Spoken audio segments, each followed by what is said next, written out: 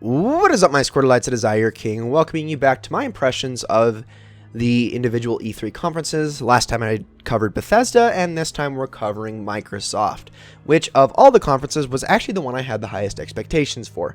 I felt like they weren't going to talk too much about hardware. It was going to be mostly software this time.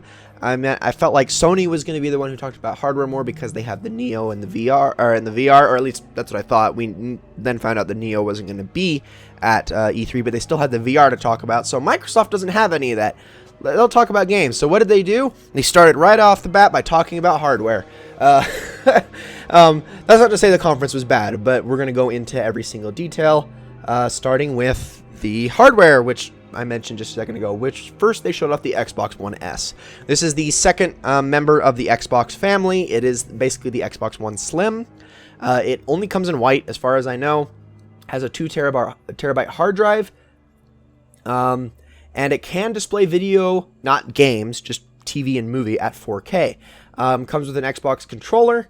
And on top of that, it has an internal power supply. It does not have that giant freaking, brick you could use as a literal weapon as its power supply anymore. It's all internal, and the Xbox One S is a much smaller VCR now.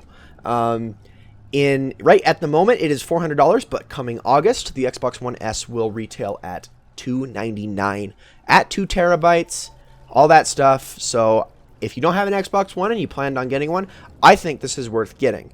And I'll tell you why in a minute. I know a lot of people are skeptical because they actually had another hardware announcement later in the conference, but we'll get around to that when we get around to it. And then they dove into the software, which is good. They started right off the bat with one of their juggernauts, which is Gears of War 4. Not really a surprise. This time they showed actual gameplay. It totally looked like Gears of War, which was great. They showed off all the characters. Aside from the voice acting being extremely stilted, in my opinion, and awkward, the game looked great. It really looked great. It looks like another Gears of War game, which there's honestly nothing wrong with that because the first 3 were so good. And it's just more Gears. It's got a little bit more of an eerie, creepy feel this time around, very similar to what the first Gears was like. But that I kind of like that aesthetic better. I like it better than the grittiness of 2 and 3, which is really cool. They also talked about how they talked about the story a little bit, how you're going to be trying to rescue Kate's mother, Kate being the one of the main characters in the game. She's voiced by Laura Bailey, which I don't really know her for her other work. I apologize, but I know a lot of people recognized her. I believe she does a lot of anime dubs, if I'm not mistaken. But I know a lot of people are big fans of her. And then at the very end, Marcus Phoenix appeared. Yeah, Marcus Phoenix is a big, fat old man. Oh man, that was a heck of a reveal there. And Gears of War 4 is coming out on October 11th. Keep that month in mind, by the way. October is extremely oversaturated at the moment, much like it was last year. And on top of that, they also showed off this Gears of War controller, which looked pretty cool. I mean, it had the Gears of War logo, blood splatter on it and whatnot.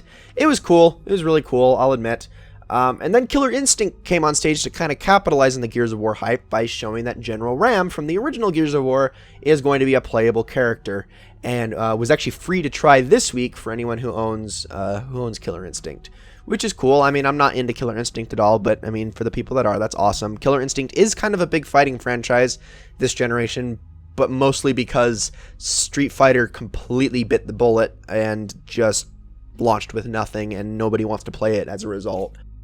And then they moved on to Forza Horizon 3, which Forza Horizon is, in my opinion, the best car racing game since the Midnight Club series died back in 2007 with the not-so-great release of Midnight Club LA. It's very much open world, like not completely open world, but it's open world nonetheless. This one is going to take place in Australia, and it looks gorgeous. It looks like it races great. This one's going to have very deep, immersive cooperative play and competitive play and whatnot. It's a lot about the multiplayer, but of course it's still going to have single player. But here was also something they introduced, which was called, and I'm trying to remember the exact term that it was called, but basically what it is complete integration between Windows 10 and Xbox One. Forza Horizon is going to be cross-play. You can play on Xbox, you can play with your Windows 10 friends, and vice versa. So this was something that was prominent throughout the entire conference. Almost every single one of the exclusives that Microsoft unveiled is also going to be on Windows 10. Which, a lot of people argue, then why buy an Xbox One? Well, first of all, Windows 10 is a pretty awful gaming platform at the moment. Like, not the worst, but it's right there in the same boat with Origin and Uplay as being one of the less desirable ways to play games. And unfortunately, all these Microsoft games that they talked about are locked to that. They are not on Steam. So that is a bit of a downside. You still have to deal with all those DRM hurdles and whatnot, and nobody wants any of that crap. So that right there, honestly, I'm not too keen on it. I think you're still actually better off playing on Xbox for that reason. But nonetheless, Forza Horizon 3 is coming to Xbox One and Windows 10 on September 27th.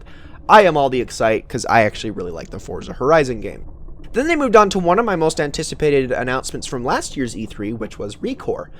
This time they showed a little bit more of the gameplay. They showed off that, no, you're not just going to have the dog as a companion, but rather many different companions. There's like this little spider one, and there's this little drone one, and there's this big gorilla guy, and all this stuff that looked really, really cool.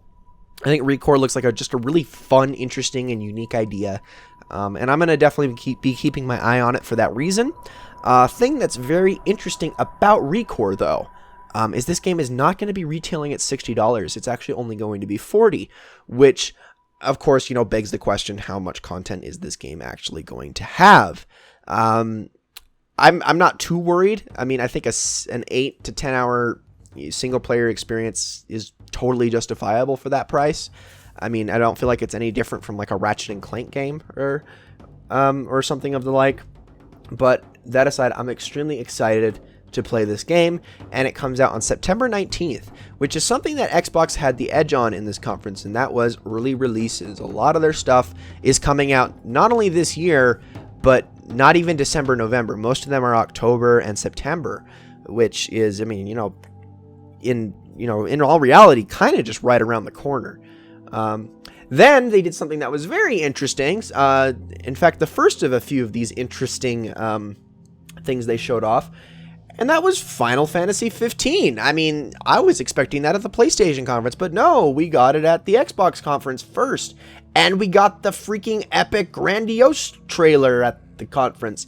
Granted, the gameplay demo they showed was there. It's the best I can say about it.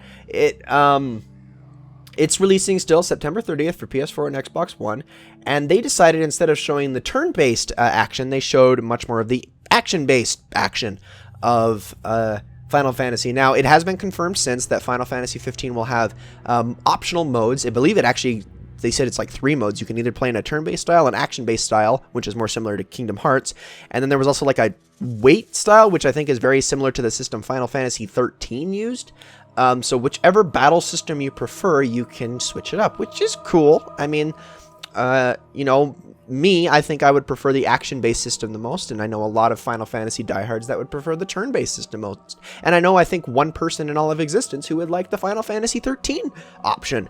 But they showed the action-based gameplay, and they fought this giant, and it was actually the devs doing it, and they got hit a lot and didn't play very well. But they eventually finished it, and I mean, it looks cool. The best part, I think, of the trailer was the visuals and the music, for sure. The game looks pretty, there's no denying that, and the music was awesome. But aside from that, it's Final Fantasy 15. We've seen a lot about the game already, and it's, again, another one that's not far away. Then they went into The Division, and of course, I mean, I never have anything good to say about The Division, but from a factual standpoint, Division is getting this underground expansion, which is going to have what looks like it's going to be another incursion, some randomly generated missions, new equipment and gear. Actually, scratch that. I don't think it does have an incursion. But new equipment and gear, new dungeons and whatnot, all this new content. It's just another expansion for The Division. And it's going to be available for Xbox One first, starting June 28th, because Xbox or Microsoft is the one who claimed the exclusivity deal for The Division, contrary to Sony's exclusivity deal for Destiny. And so Xbox gets it June 28th. PlayStation 4 will get that at a later date. Then they showed off Battlefield 1. And they just showed the exact same trailer from the EA conference. So there's really nothing I can say about that, unfortunately.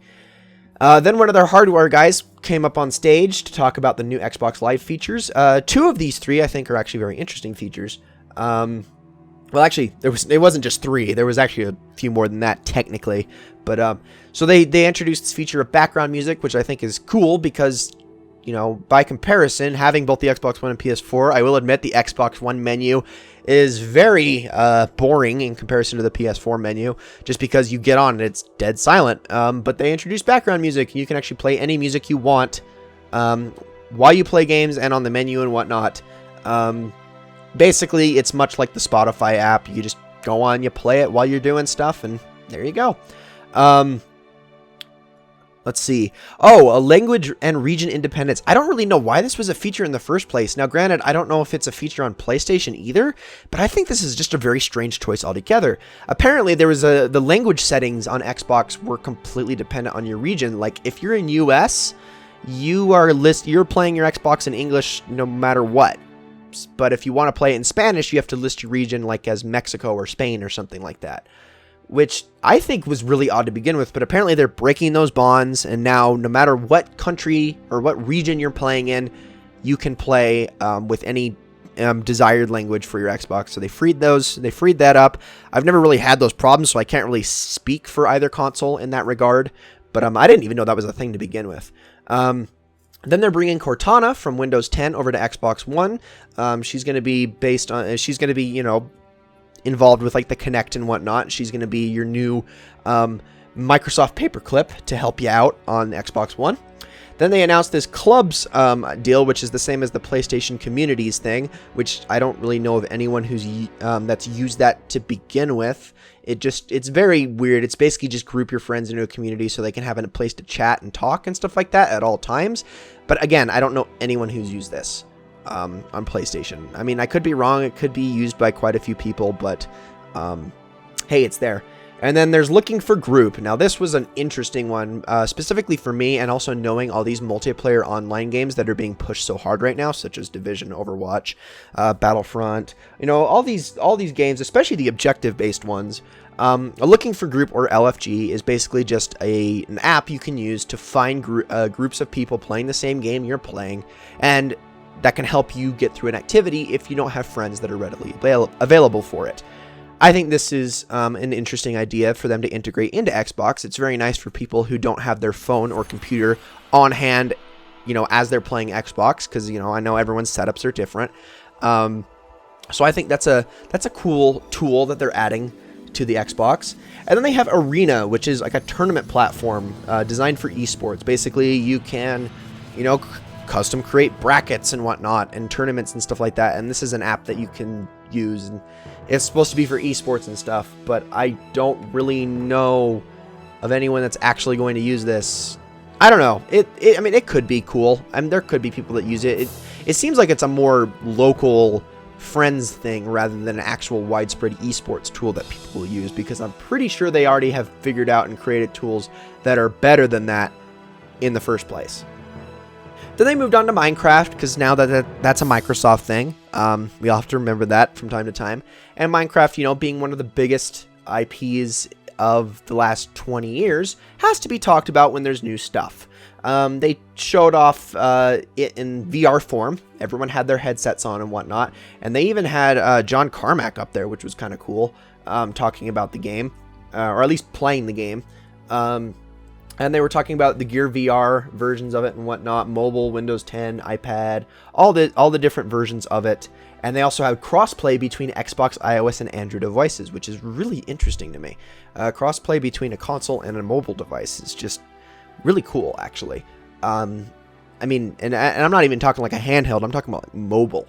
That just seems really interesting. And they're now be able to create and host custom servers on consoles and whatnot. It feels like a lot of the things that they're getting were stuff that was already on PC. There's all these little other add-ons that I really couldn't go into detail on because I don't know Minecraft that well. I've played a few hours of the game, and I do like it, but I'm not like a diehard Minecraft fan or anything, so I can't talk about it too much. Then Microsoft took a turn for what I think was very much the better, which was Inside. Although this particular segment not as much, it is still intriguing. What they showed was not impressive, but there's this game called Inside, okay? It's actually been kind of, unknown for a while now. It got announced a few years back because it was made by the developers who created Limbo, which is, of course, an indie darling and a cult classic, and everyone loves it. So now they're making this game called Inside. But they showed this, trailer that's, inside an office, and it was kind of, unsettling and weirdly lit, but other than that, it told us nothing about the game. It's like, okay, that we're skeptical. Since then, they have released a gameplay footage on it, and it does look really cool. It actually reminds me a lot of Limbo. I guess more than anything just because the character you're playing as is a young boy, once again. But it's coming out June 29th on Xbox, and then July 7th for Steam. That's really soon. Holy crap, it just surfaced and now it's coming. Wow, that was really cool. Then they jumped into the indie development program, which right from there, and this is one of my favorite parts of the show. In fact, this was really the only indie focus, aside from Fee, back at the EA conference, of the entirety of E3. They talked about all their upcoming games: Cuphead, Outlast 2, Deliver Us the Moon, Flint Hook, Far, Slime Rancher, Shadow Tactics, Figment, The Calling, For the King, Beacon, Stardew Valley is finally coming to consoles, Hand of Fate 2, Below, Raiders of the Broken Planet, Bloodstained, Yooka-Laylee, and Everspace. They just kind of did a quick montage of all these games, a lot of which I'm excited for, specifically Outlast 2, Bloodstained, Slime Rancher, The Culling. I am a little bit interested in Stardew Valley, and of course Yooka-Laylee. Also a little bit interested in Below as well. So many good games, and it's really cool to actually see Xbox being the indie-focused company at the moment, when that was PlayStation's shtick not 2-3 years ago. And then to end it off, they showed one last indie game, which is the one of all of the ones shown that has me the most interested, and this is called We Happy Few. It is like a first-person horror/thriller game where you're playing a character who lives in a town where everybody is forced to take happy pills and wear masks and pretend nothing is ever wrong. And then your character stops taking the happy pills. And the people in the town don't like that very much. In fact, they really don't like that. And that's really all you need to know about the game. It has a very BioShock/Dishonored kind of graphical style to it. And by BioShock, I mean more so Infinite. With its look. In fact, a lot of people made BioShock jokes at the beginning of the trailer, which makes sense. It very much looks like it. But it's incredibly suspenseful. It's incredibly interesting. And, it's actually been on a lot of people's radar for a little while now. I believe it was on either Greenlight or Kickstarter, one of the two. Steam Greenlight or Kickstarter. One of those things, not a year ago, and a lot of people backed it. And apparently it's now in much better shape than it was back then, of course, and it's looking to be a pretty darn good game. It's going to be starting in, I think, July, going on something called Xbox One's Game Preview Program, which is a lot like Steam Early Access, but with what we've seen so far, much better curation than Steam Early Access. But then again, most console stores have better curation than Steam. Then they moved on to Gwent, which is the card game from The Witcher. It's another card game, so I really can't talk about it, but it's there. Apparently a lot of people liked the card game from The Witcher, so they're making a standalone game about it. Again, can't really talk about it, but there's a beta for Xbox One and Windows that's coming up soon that you can register for, and then the game itself is releasing in September. Then another big surprise for me, but possibly one of my favorite reveals, was finally console Tekken 7. It got released in arcades early last year. I think it was February of 2015. I'm waiting for this game, and finally we got a console release on the Xbox conference, no less. Granted, it's not Xbox exclusive. It is going to be on both platforms, Xbox and PlayStation. There's no exclusivity deal. I don't really think there could be, especially with PlayStation kind of being where Tekken's been at home since the PlayStation 1. But it was shown at the Xbox conference. And on top of that, Tekken Tag Tournament 2 is free on Xbox Live for Gold for all Xbox 360 and Xbox One, because it is backwards compatible players, for the next week. And I highly recommend it because Tekken Tag Tournament 2 is as of right now, in my opinion, the best iteration of Tekken you can possibly buy. Then they moved on to Dead Rising 4, which, you know, huge, and this time we're getting Frank West once again. Frank West is back from the original Dead Rising, the main character, and this time it is Christmas themed, which was really interesting hearing Jingle Bell Rock play in the middle of June. But nonetheless, it's Dead Rising 4. A lot of people are excited for that. I don't really have a personal history with Dead Rising, but I know Capcom is trying to come back in full force this year, trying to restate a claim on their IPs and whatnot, and, you know, make themselves look good once again, rather than having this Call of Duty, Resident Evil, and the lackluster Dead Rising 3. They're trying to make amends, and it looks like they're doing a pretty good job, because Dead Rising 4 looks cool. Then came another huge Xbox IP, which is called Scalebound. Hideki Kamiya is making this one, along with Platinum Games, and they showed off the cooperative gameplay of this one this time. I mean, it looks really great. Hideki Kamiya made sure to block every single person in the audience, of course, before he showed the demo. And then we got to see it all, and it was cool. They fought this giant crab. And by the way, crabs, that was a theme this Xbox. I mean, this, not just Xbox, E3 in general. That was a weird theme, but there was crab abuse. It was everywhere. This was no exception. But they fought this thing, killed it. There was tons of cheesy Platinum Games-esque banter, and I loved it. And that's still coming out in 2017. We don't have an exact date yet. Then came Sea of Thieves, which is the new Rare IP, which is something I'm hoping is going to be really good. The presentation itself was a bit strange. They showed off some CG stuff at first, which was cool. Then they showed off gameplay with some members of the Sea of Thieves community. Oh, you got all 6 of them for E3? Wow. I can't imagine how it has a community already when there's really not much about the game. But hey, they got them all to play together, and these guys were all as annoying as PewDiePie, if not more so. And they played Sea of Thieves and blew each other's pirate ships up. And I mean, the gameplay itself looks cool. It's intriguing. I have no idea what you're doing beyond sailing a pirate ship and blowing each other up, but I mean, it's cool so far. I want to see a lot more on this game. I think it still has a long way to go. But hey, I do want another good Rare game. So hopefully this one does end up being that good Rare game. Then came State of Decay 2, which I've never played the first one, but I will admit State of Decay 2 looks great. It is a multiplayer-focused, cooperative, survival zombie horror game once again. I mean, I'm maybe less horror, more survival.